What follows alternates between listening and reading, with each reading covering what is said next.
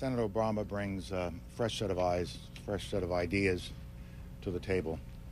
I think that Senator McCain, as gifted as he is essentially going to execute the Republican agenda, the orthodoxy of the Republican agenda, with a new face and with a maverick approach to it.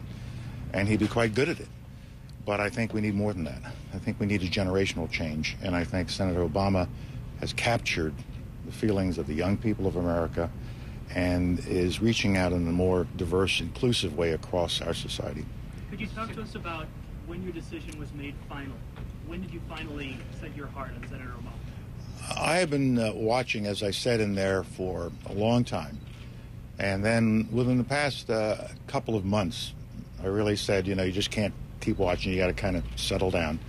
And frankly, it was in the period leading up to the conventions and then the decisions that came out of the conventions, and then just sort of watching the responses of the two individuals on the economic crisis give me an opportunity to evaluate their judgment, to evaluate their way of approaching a problem, to evaluate the steadiness of their actions. And it was at that point that I realized that, in my mind anyway, that Senator Obama has demonstrated the kind of calm, patient, intellectual, steady approach to problem solving that I think we need in this country. Mr. Secretary, there were a number of chinks in your own armor, actually, because of the lead up to the Iraq War and the events. How much did that play into your decision about this, and will it be taken perhaps by some, because of your previous high-profile positions, won't it be taken by some as a repudiation of the Iraq War? I don't know why. The Iraq War is the Iraq War. We now see that things are a lot better in Iraq. Maybe if we had put a surge in at the beginning, it would have been a lot better years ago. But it's a lot better now, and we can see ahead to where U.S. forces will start to come out. And so my concern was not my past or what happened in Iraq, but where we're going in the future.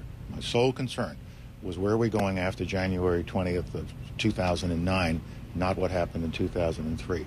I'm well aware of the role I played. My role has been very, very straightforward. I wanted to avoid a war. The President agreed with me. We tried to do that. We couldn't get it through the UN. And when the President made the decision, I supported that decision.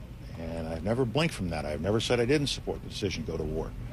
And the war looked great until the 9th of April when the statue fell. Everybody thought it was terrific, and it was terrific. The troops had done a great job. But then we failed to understand that the war really was not over, that a new phase of the war was beginning, and we weren't ready for it, and we didn't respond to it well enough, and things went very, very, very, very south, very bad. And now it's starting to turn around through the work of General Petraeus and the troops, through the work of the Iraqi government, through our diplomatic efforts, and I hope now that this war will be brought to an end, at least as far as American involvement is concerned, and the Iraqis are going to have to be responsible for their own security and for their own political future. Sir, one more than I do have to tell. Did McCain's negativity play in your decision in the negative tone of the campaign? It troubled me. We have two wars. We have economic problems.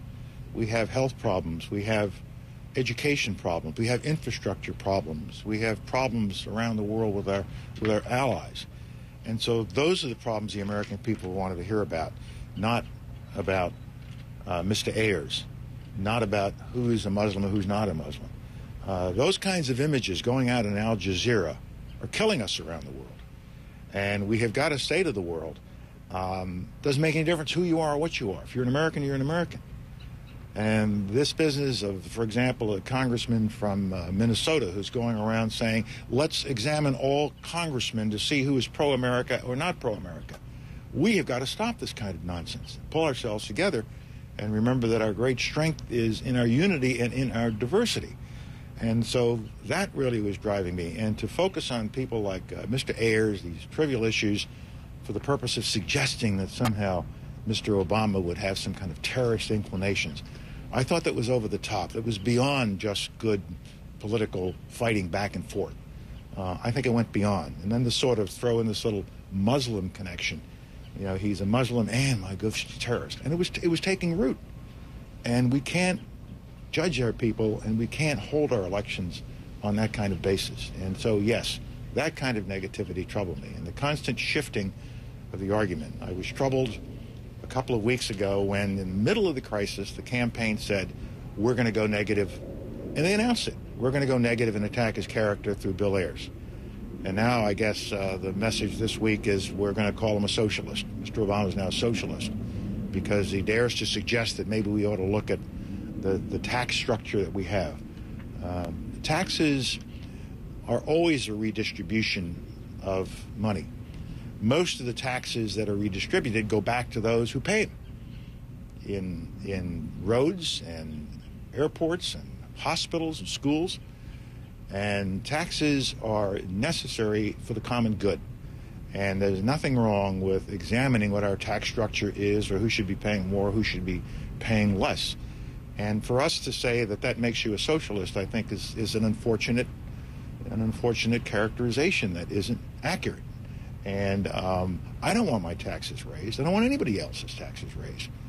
But I also want to see our infrastructure fixed. I don't want to have a $12 trillion national debt, and I don't want to see an annual deficit that's over $500 billion heading toward $1 trillion. So how do we deal with all of this? Are you still a Republican? Yes. Have you conveyed your decision to Senator Obama? Calls are being made. Thank you. Thank you. When did you tell the